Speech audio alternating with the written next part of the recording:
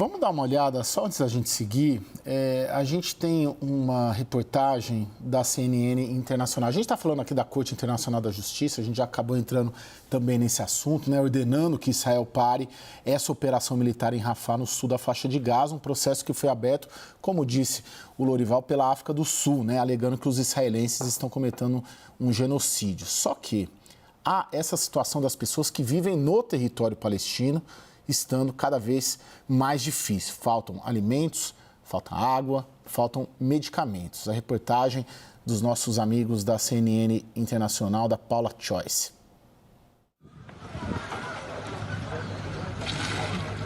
Viver numa cidade de ruínas é viver com escassez. A busca diária por água e alimentos na segunda maior cidade de Gaza, Khan Yunis, é cruel. Este jovem diz que a vida é horrível. Izan nos mostra o que resta de sua casa. Uma casca de concreto com lona nas paredes. O banheiro está destruído, a sala destruída.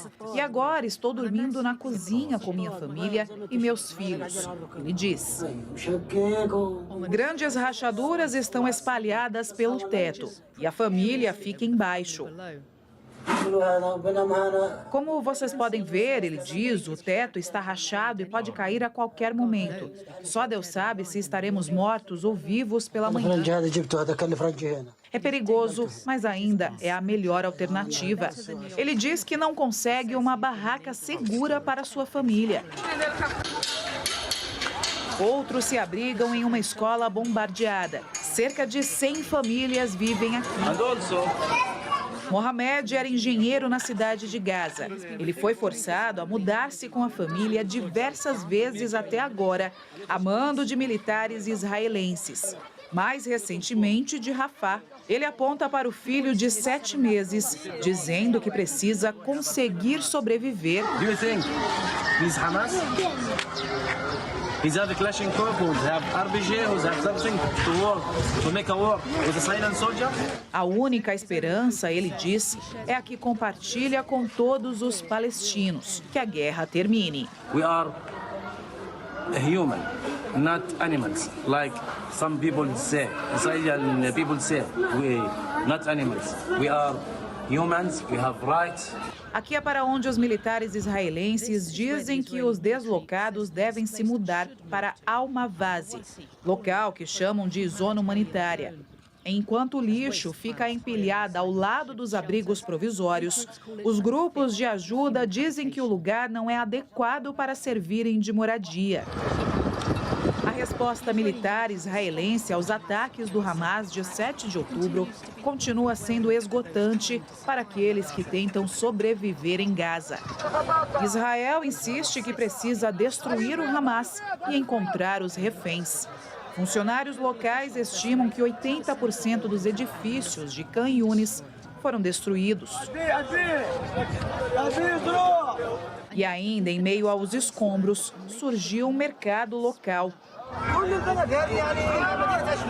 Tudo está destruído, diz este fornecedor. Esta é uma cidade fantasma. Pessoas vivendo em cima de cadáveres, ainda sob os destroços.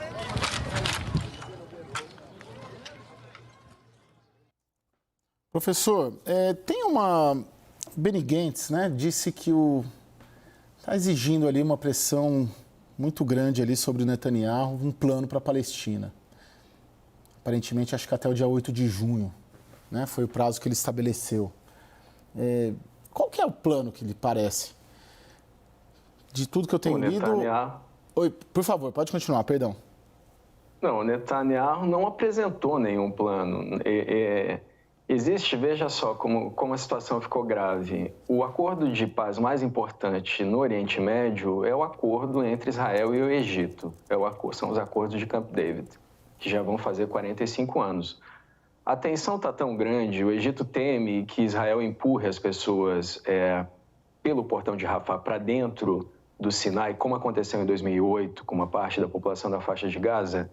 E durante 2 semanas, porque Israel ocupou o portão de Rafah, o Egito se negou a deixar passar ajuda humanitária. Aí hoje o Biden pediu para o ao Sisi para deixar a ajuda humanitária passar pelo portão de Kerem Shalom, que é uma espécie de tríplice fronteira ali entre Israel, o Egito e a faixa de Gaza. E o al-Sisi concordou porque o Egito é um grande aliado dos Estados Unidos, recebe a ajuda dos Estados Unidos, assim como Israel, só que não tão volumosa, e é um inimigo do Irã. Então, o Egito também não tem interesse que aquela área, depois dessa guerra, continue sendo ocupada pelo Hamas, que é um grupo aliado do Irã. Então, a questão é tão grave que nós chegamos nesse ponto do Egito anunciar que vai assinar, subscrever o pedido da África do Sul na Corte Internacional de Justiça, a denúncia contra Israel de genocídio, que é uma denúncia, Caio, que nem o Karim Khan, do Tribunal Penal Internacional, acusou nem o Netanyahu, nem o Gallant de genocídio, porque ele mesmo afirmou, inclusive a CNN Internacional, que é uma denúncia muito difícil de comprovar, porque precisa comprovar a intenção. Mas há outras acusações que foram delineadas, como, por exemplo, crimes de guerra em geral, descumprimentos das convenções de Genebra de 1949. Então, o ponto é esse, é que não existe um plano do Netanyahu para o pós-guerra. O plano do Netanyahu é aguardar as eleições nos Estados Unidos. Eu vou encerrar com isso. No final de 2016, os Estados Unidos se abstiveram no Conselho de Segurança e deixaram passar uma resolução contra Israel, que estava construindo 566 casas da Cisjordânia. O que o Netanyahu fez na época, que esse é o terceiro mandato dele? Esperou o Trump tomar posse, não cumpriu a resolução 2334. Esse parece ser o plano do Netanyahu nesse momento, Caio. O Netanyahu não parece ser o controle militar também, total de Gaza? Voltar com os assentamentos? Sobre os assentamentos, há uma discussão dentro de Israel, né? O ministro das Finanças, Bezalel Smotrich, e o ministro da Segurança Nacional, Itamar Ben-Gvir, são a favor da recolonização da faixa de Gaza. Eles são a favor da expulsão dos palestinos dos territórios ocupados. Eles querem, isso publicamente, né? Eles defendem a ocupação total e a tomada total desses territórios. E sem eles, o Netanyahu não governa. Mas é claro que essa está longe de ser a visão principal em Israel, né? Isso parece um plano muito radical para a maioria dos israelenses, né? Nós estamos falando de mais de 4 milhões de palestinos que vivem nessas duas áreas, né? A faixa de Gaza foi colonizada entre 1967 e 2006, quando, por decisão do Ariel Sharon, 2005, por decisão do Ariel Sharon, ela foi devolvida para a autoridade palestina. Houve eleição, o Hamas venceu a eleição e tanto na faixa de Gaza quanto na Cisjordânia foi uma eleição unificada, parlamentar, né? Mas o Ocidente não reconhece o Hamas, disse que retiraria a ajuda financeira e o Fatah, que é o adversário do Hamas, continuou governando nos dois territórios, mas aí o Hamas tomou militarmente em 2007 a faixa de Gaza. Eu até cobri esse período lá. Mas nesse momento essa visão de médio e longo prazo está bastante nebulosa. O Netanyahu está vivendo cada dia para se manter no poder. Essa é a prioridade dele.